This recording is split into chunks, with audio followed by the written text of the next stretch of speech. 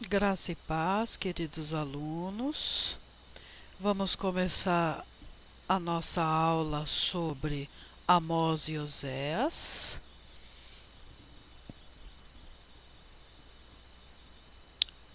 Como eu falei na próxima aula, é muito importante que vocês tenham no estudo dos profetas e de qualquer livro, né? Uma noção bastante exata, profunda da época em que o livro foi produzido, a mensagem, o porquê, porque você tem essa dinâmica, né, de que um profeta também fala claro para o seu povo, para o seu momento, para os seus problemas, né?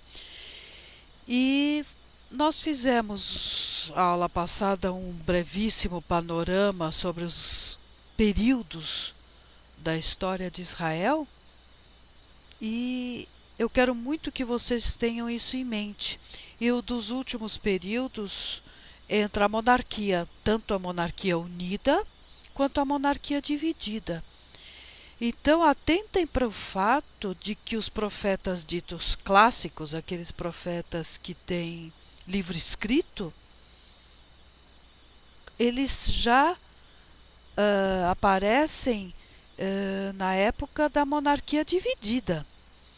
Amós vai ser o primeiro profeta escrito que nós teremos cronologicamente falando.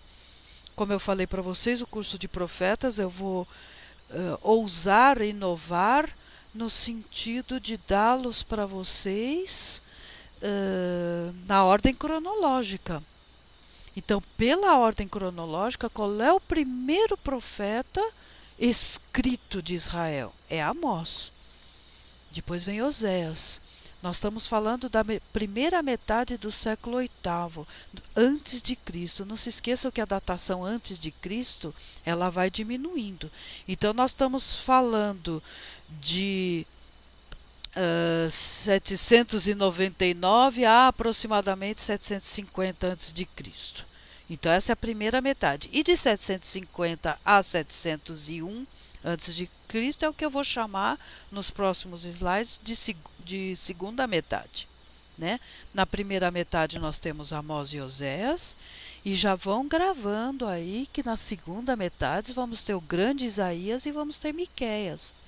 Então é muito importante que ao final do curso eu quero muito que vocês tenham presente essa linha cronológica e cada profeta no seu período, para que vocês possam ter uma leitura muito mais proveitosa do conteúdo teológico também dos livros dos profetas, ok? Então nós já estamos aqui, nós já estamos no reino dividido. Vocês, qualquer coisa, voltem lá na primeira aula. Já passou Davi, já passou Salomão, já teve aquela discussão entre os sucessores de Salomão e o reino foi dividido. E logo em seguida você tem no panorama internacional uma coisa bastante interessante. Vocês têm a subida ao trono do rei Tiglat-Pileser da Assíria em 745. É a partir dessa subida ao trono dele que começa a haver grandes problemas para todo o Oriente Médio Antigo, em particular para Israel, porque ele tem uma política extremamente forte e expansionista, ele vai conquistando territórios e ele transforma toda a região num verdadeiro campo de batalha. Mas vejam vocês, isso, se ele sobe em 745, nós vamos falar disso em torno de 740, 730. E lá em 722, você já tem, inclusive, a conquista do reino, do chamado Reino do Norte, o Reino de Israel, pela Assíria. Tá? Então aqui eu quero em primeiro lugar que vocês já dividam Amós e Oséias. Amós ainda está ministrando e profetizando numa época de relativa tranquilidade.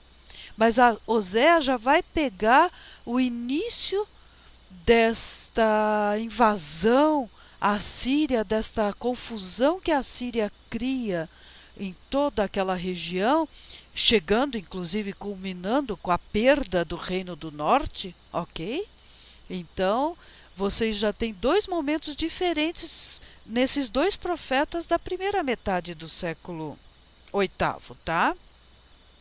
Israel, no tempo de Amós, ainda estava vivendo um período raro de paz e prosperidade.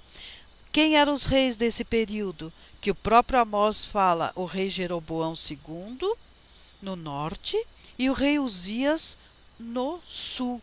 Eles estavam bem, não tinha a Síria, a Babilônia, o Egito, estavam relativamente tranquilos, fracos, então não estavam criando problemas políticos para Israel, né? Então o rei Jeroboão e o próprio rei Uzias conseguiram inclusive expandir seus territórios.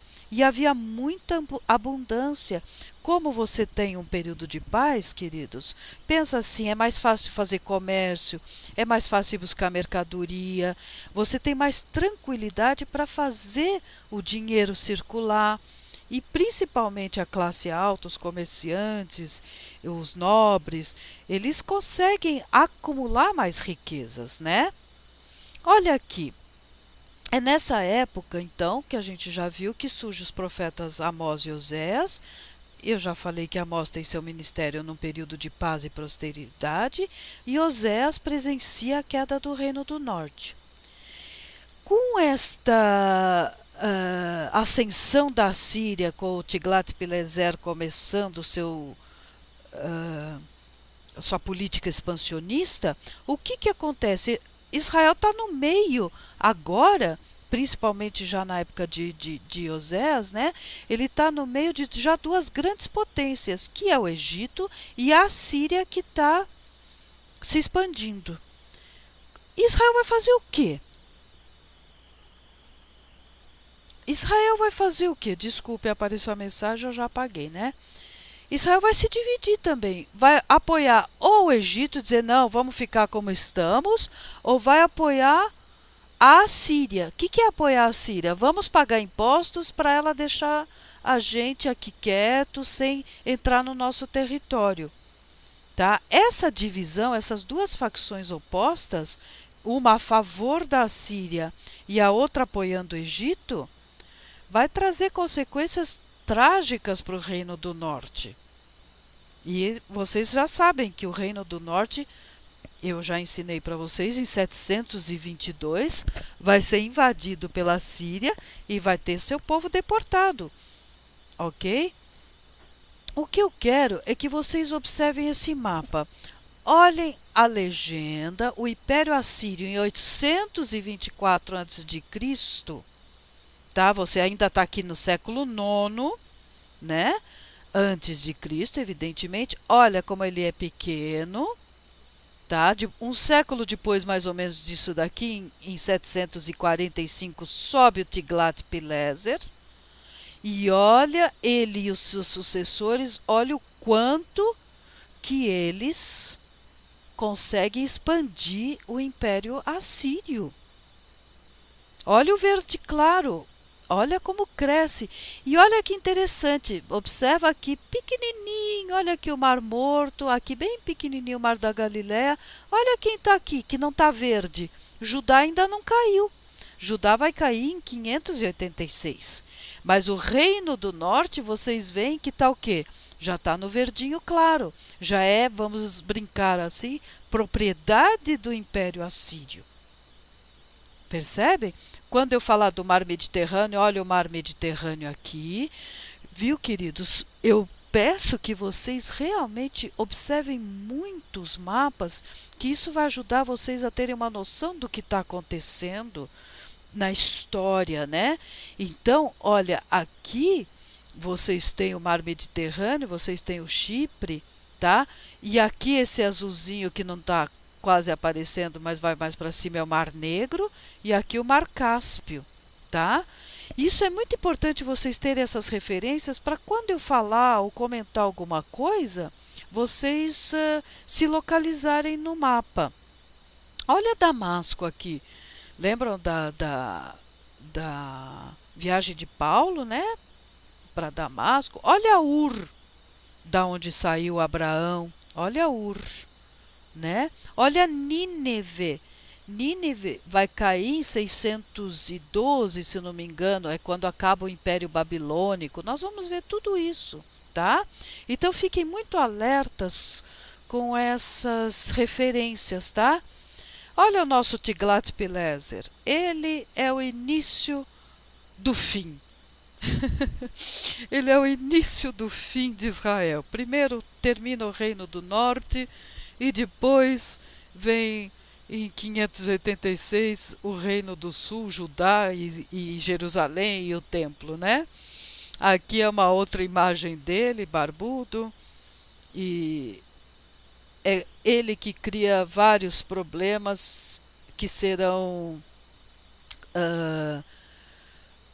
abordados pelos profetas, não só Amós e Oséias, mas a Assíria, ela é um elemento que vai ser vista, vocês vão perceber isso comigo na leitura de outros profetas também, como um fator de punição. Como um fator de punição à infidelidade de Israel. É assim que o texto bíblico vai relatar, tá? Então vamos ver agora Amós. O Amós cresceu em Judá, mas profetizou no norte na mesma época em que Oséias, um pouco antes. Oséias é um pouco posterior a Amós, tá? Oséias chega a ver a queda do Reino do Norte e a gente acha que Amós não chegou, não viveu até 722 não, tá? Amós não pertencia à linhagem sacerdotal, era pastor e agricultor, né? E a sua mensagem dirige-se ao Reino do Norte. Então, ele nasceu no Reino do Sul, mas a sua mensagem foi dirigida e foi toda direcionada ao Reino do Norte, porque ele já estava profetizando todos esses problemas que viriam e que já estavam começando, né, com a subida do Tiglat-Pileser a se anunciar para Israel e para Judá. Amós atua na época em que a prosperidade econômica leva à degeneração espiritual. Os grandes impérios da época, Egito, Babilônia e Assíria, estavam enfraquecidos, sem uma liderança forte. O que eu quero dizer com isso? Aprenda uma expressão. Nesse momento que Amós começa a profetizar, começa o seu ministério, Israel está vivendo o que a gente chama de um vácuo político. Ou seja, não tem nenhuma nação forte em volta de Israel que esteja incomodando. Então, o povo, os nobres, os reis, eles conseguem se expandir, eles conseguem fazer comércio, eles conseguem enriquecer, porque eles não estão tendo que perder, aspas, o seu tempo lutando ou brigando por territórios ou por comércio. Está tudo tranquilo. Então, você tem uma grande prosperidade econômica. Mas por que do lado dela vem a degeneração espiritual? É isso que eu vou explicar, é essa a mensagem de Israel. Porque ao mesmo tempo que você tem prosperidade, você tem uma classe próspera, só que essa classe começa a explorar de uma forma muito insensível as classes menos favorecidas, né? As classes pobres, ok? Isso aí. E esse problema, essa degeneração espiritual, né, leva à questão da profunda injustiça social. Os ricos exploravam cada vez mais os pobres e, além de apontar esse problema, Amós ataca a infidelidade de Israel contra o seu Deus e a indiferença de Israel às exigências da aliança. Aqui começa a se delinear uma questão que vai ser, inclusive, vamos ver logo em seguida, Amós, quase a prostituição, no sentido de prostituição espiritual, o servir a outros deuses, o servir a outras questões, né? E isso vai atrair os profetas são bem claros, o texto é bem claro em dizer isso, atrair o julgamento divino. Porque o que acontecia? Israel achava que pelo fato de ser o povo da aliança, eles estariam isentos desse julgamento e dessa ira divina. E a gente vai ver que Amós e Oséias vão mostrar bem isso, que não é, Israel não está livre não de sofrer as penalidades divinas, né?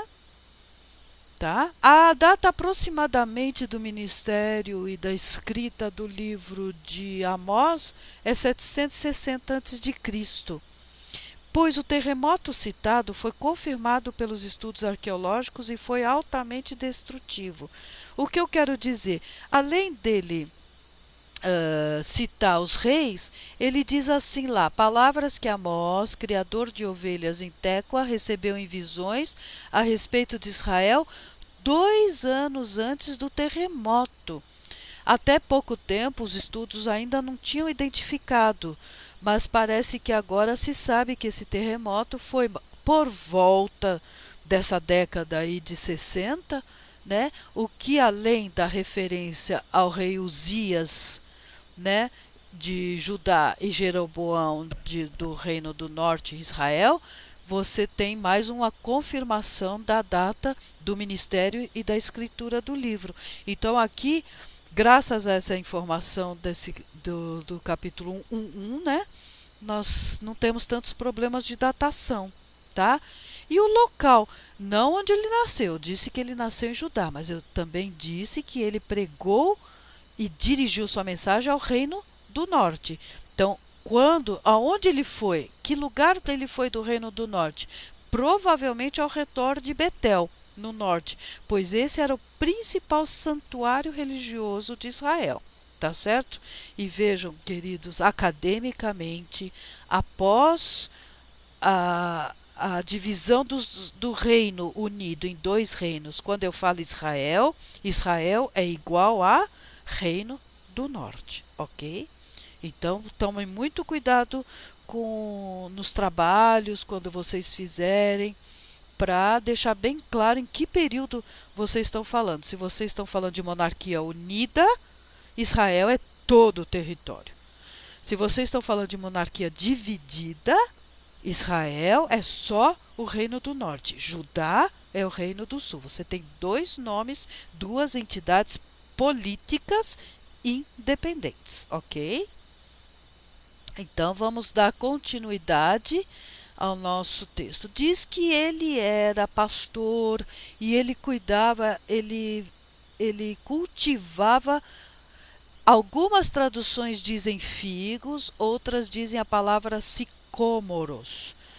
Tá? É um tipo de figo selvagem, digamos assim. Olha a fotografia aqui deles. E qual é a particularidade? Por que eu estou fazendo questão de dar 2 slides falando desses sicômoros, desse cultivar? Porque é uma referência a esses figos, que é a questão. Eles precisam ser arranhados, eles precisam ser cortados com algum instrumento pontiagudo para poderem crescer e amadurecer de modo que sirva para o consumo. Aqui, queridos, vamos fazer um exercício de imaginação e vamos colocar simbolicamente o arranhar este figo, o machucar este figo para que ele fique saudável, fazendo um paralelo com a mensagem de Amós, que ele deve primeiro arranhar, machucar Israel, para que Israel se dê conta de seu pecado e possa prosseguir e ter a sua vida espiritual, política e econômica também saudável. Então é muito interessante vocês pensarem nesse paralelo simbólico, tá? E outra coisa, eu tive uma professora na USP que sempre dizia: não tem nenhuma vírgula no Antigo Testamento que não tenha algum motivo alguma razão de ser, né? E quando você cita, né? Você vê que o texto de Amós cita que ele era cultivador de sicômoros. É muito interessante isso. Para que esse detalhe, né? E a partir do momento que você sabe dessa particularidade que o fruto, para crescer maduro, saudável e ficar próprio para consumo, ele precisa, ainda enquanto pequeno e verde, ser arranhado, ser machucado, entre aspas, é interessante, né? Então fica aí a dica e tá aí o nosso sicômoros. É um tipo de figo, tá bom? Algumas traduções já trazem figos, mas eu acho que vocês têm que ir aprendendo e ter outras palavras. Isso vai ampliando também a cultura geral de vocês. A estrutura do livro não é uma estrutura complexa, não tem grandes problemas, é uma possibilidade, eu sempre falo isso, todas as minhas aulas, eu já está virando até disco arranhado, né? Para quem é da época do disco de vinil, entende o que eu estou dizendo, né? Mas vocês têm aqui, eu digo sempre que a estrutura ela ajuda a ter uma visão do conjunto do livro e às vezes até é uma orientação de leitura. Então você tem sempre a introdução, né? Você tem no 1 e 2 a introdução, né? E a introdução geralmente dá, vamos dizer assim, apresenta quem é o autor, eventualmente a data e às vezes já entra o tema. Olha aqui no 2. Ele disse: O Senhor ruge de Sião e troveja de Jerusalém. Secam-se as pastagens dos pastores e murcha o torpo do Carmelo, né? Então é muito interessante você ver que Sião é Jerusalém, né? E Amós, sendo um pastor, ele usa temas pastoris para advertir o povo do perigo iminente, né?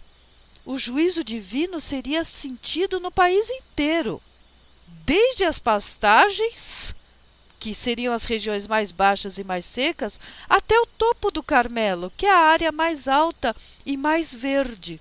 Entenderam a, a simbologia? Então, na introdução, você, geralmente, nem sempre, tá, queridos? Mas grande parte dos textos dá também a temática, né? Aí você tem julgamentos das nações, depois julgamento do povo de Deus, né? É nesta parte que se encontra já um anúncio do exílio, tá? Nós estamos falando aqui do exílio do Reino do Norte. Também é um exílio. É que a gente sempre fala muito do exílio da Babilônia, do exílio da Babilônia. Mas o que aconteceu em 722?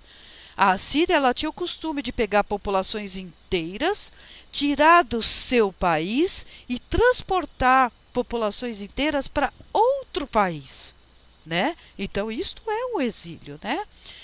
Vocês têm as visões de Amós, que é uma parte bastante complexa do texto.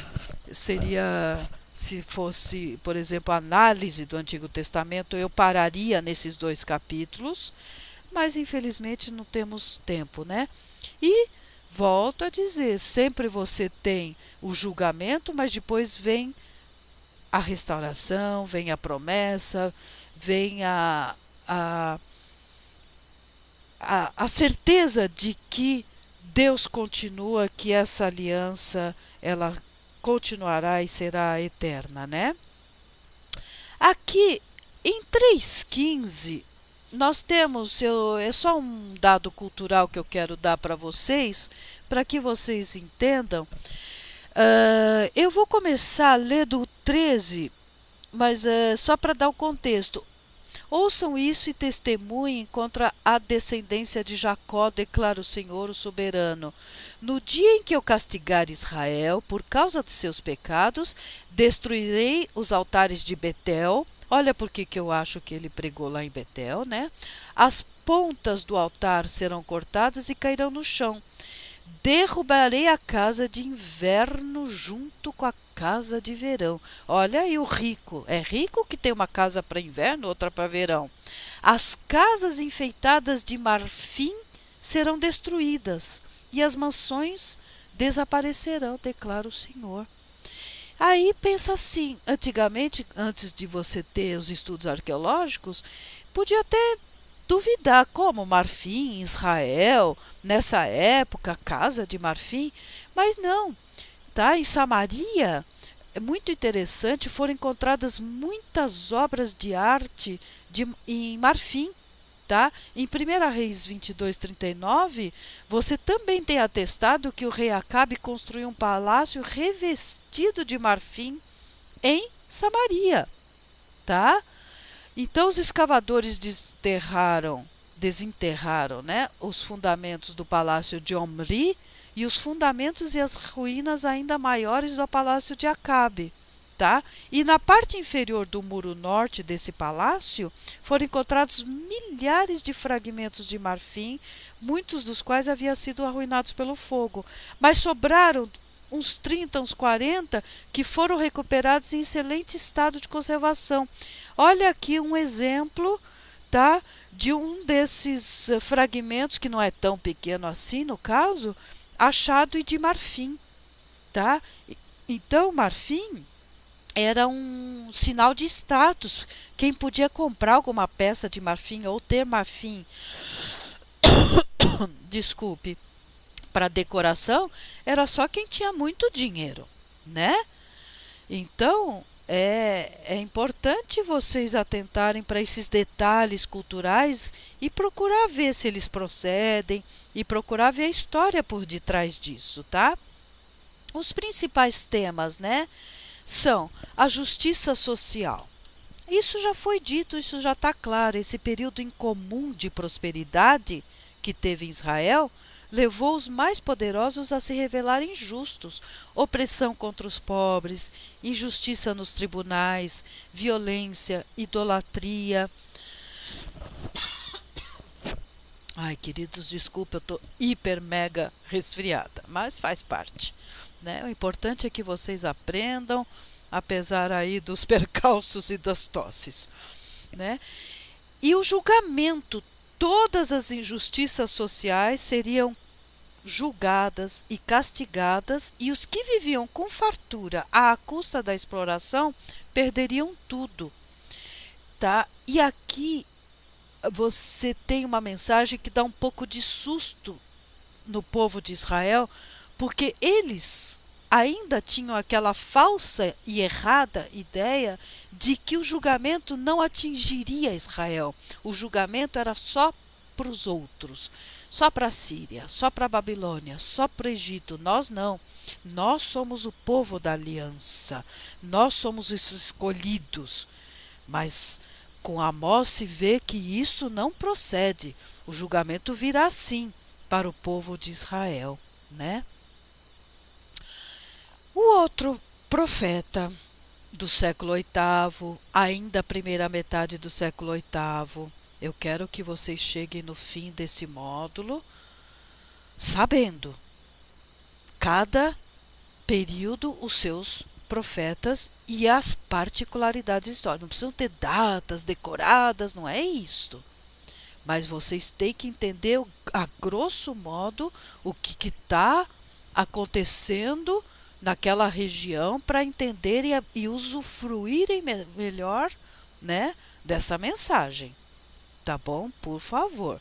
Então, Oséias, o adultério espiritual. Quem é Oséias, né? Oséias não tem tanto problema quanto a ele ser o autor, isso praticamente não há controvérsias.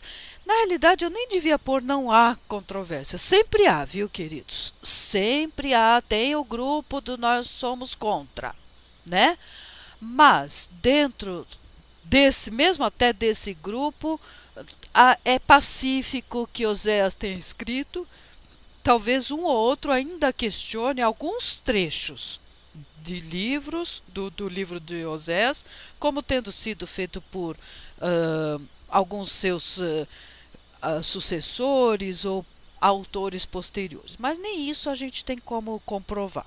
Então, por princípio, eu adoto e aceito que Oséias é sim o autor, sem grandes problemas, do livro de de Oséias. Brilhante, né, minha frase? Vamos lá. A data. A mensagem de Oséias é escrita durante os reinados de Jeroboão II, de Israel, e de Uzias. Ó, aqui bateu mais ou menos com Amós, talvez já no final do reinado desses dois reis. Mas no reino do sul, em Judá, olha lá, além de Uzias, que foi a época de Amós, você tem os seus sucessores que foram Acás e Ezequias de Judá. Tá vendo? O que situa o seu ministério entre 755 e 715. O que nós falamos de Amós? Em torno de 760, na década, né? Então vai ter um momento em que os dois vão estar provavelmente até pregando, digamos assim, ou profetizando juntos. Mas Amós é mais velho. Oséias vem um pouco depois. Acredito, talvez, pela leitura e pelas datas que a gente está estabelecendo, que seja uma questão enquanto um tinha 40, o outro tinha 25, não sei, né? Mas, em todo caso, Oséias chegou até 722, que foi quando houve a queda do Reino do Norte, né? Então, esses dois estão mais ou menos contemporâneos, sendo Oséias um pouco posterior, tá? E os dois já sob a égide, sob o jugo, o início do jugo aí do movimento bélico assírio, né? Dessa expansão e dessa conquista territorial geralmente violenta, com grandes translados, né, das populações. Eles gostavam muito de misturar as populações, então eles tiravam um pouco de um povo de um lugar, punham outro e vice-versa. Era mesmo para bagunçar até e para quebrar qualquer tipo de resistência, né? É uma época já de Oséias, do declínio de Israel, Reino do Norte, né? Que chega a culminar, como a gente sabe, de novo com 722. Os principais temas do livro de Oséias são a questão da fidelidade, né, misericórdia e amor infalível de Deus, representado pelo amor incondicional do profeta em relação à sua esposa adúltera. Queridos, o texto de tarefa da semana é um capítulo de um livro em que vocês vão chegar lá no fim do capítulo. Não são muitas páginas, são 4, 5 páginas, mas é obrigatória a leitura e vocês terão aí sim uma discussão, que eu não vou entrar agora no mérito, mas uma discussão das várias interpretações do casamento de Oséias. Então fique alertas, ele foi verdadeiro? Ele foi simbólico? Sabe, se ele foi verdadeiro, ela já era adúltera quando casou? Ela ficou adúltera depois que casou? Então, tudo isso vai ser discutido no texto e a tarefa de vocês, tá, com nota de participação, é dizerem: eu acho que esta interpretação, para mim, no meu caso, por causa disso, eu acho que é a mais aceitável para mim. E o porquê. Então, não é só dizer eu acho que é tal coisa, mas o porquê. Procurem no texto algum elemento, tá certo?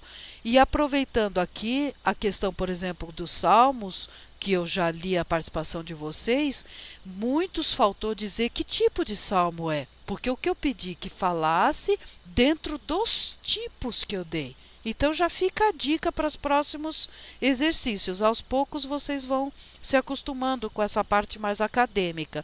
Então tudo tem que ser bem fundamentado. O que é fundamentar?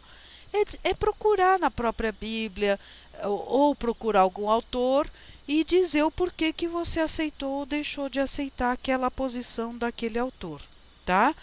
Então nós temos aí uma grande discussão teológica, esse casamento de Oséias, não é uma coisa simples, tá?